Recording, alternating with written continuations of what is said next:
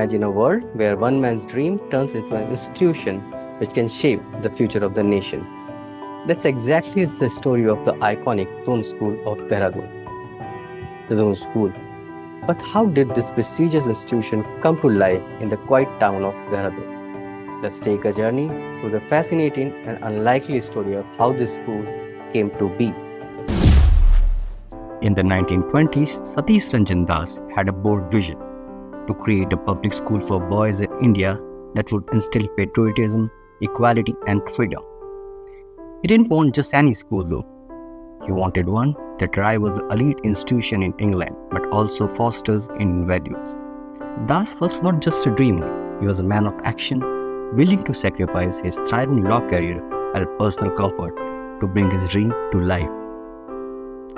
At the time, Das was the Advocate General of Bengal and was offered a prestigious position in the Viceroy's Executive Council.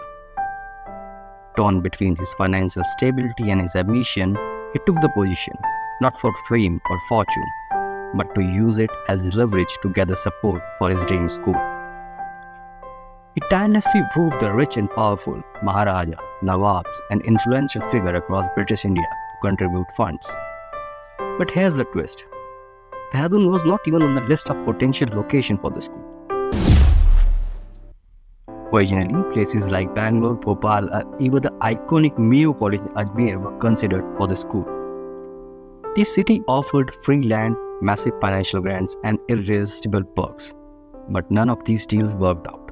At one time, it seemed that the dream might die before it even had a home. Then in 1928, Dehradun finally caught the attention of Das and his board. They found a 317-acre estate called Chandbagh, which had previously been the site of Imperial Forest College. After negotiation with the British government, the board secured the estate at an unbelievably low rent of just ₹1 per year. However, just when things were looking up, tragedy struck. Satish Ranjan passed away in 1928 before he could see his dream realized. The future of the school hung by a thread, and what a school it became. Despite the setback, Das' vision lived on. In 1933, plans were finalized and the school found its permanent house in Dehradun. On 27th October 1935, Doon School officially opened its door with Arthur E. Foote, a liberal Englishman, as its first headmaster. Just 2 years later, in 1937, the Doon School chose Jan Gana Man as its school song, 10 years before it could become India's national anthem. Imagine an English headmaster leading a chorus of boys singing a song that celebrated India's unity and beauty. It was a powerful symbol of school's commitment to the future of India. The Doon School has since produced some of India's most remarkable people. Among its famous alumni are former Prime Minister of India Rajiv Gandhi, his brother Sanjay Gandhi, former Madhya Pradesh Chief Minister Kamal Nath, acclaimed author of A Suitable Boy Vikram Seth, current Cabinet Minister Jyotiradish Scindia, Editor-in-Chief of India Today Arun Puri, founder of NDTV Pranav Roy, historian and non-fiction writer Ramchandra Guha, and current leader of opposition Rahul Gandhi, among many others.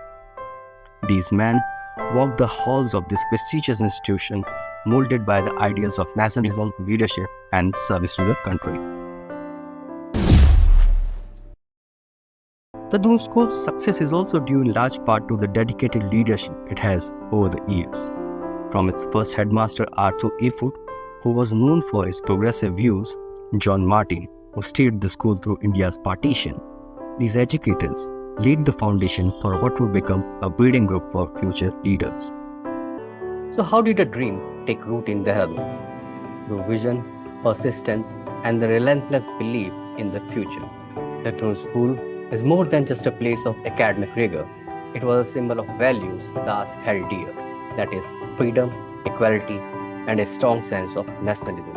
The Doon School's journey is a testament to the power of education and its ability to shape nations.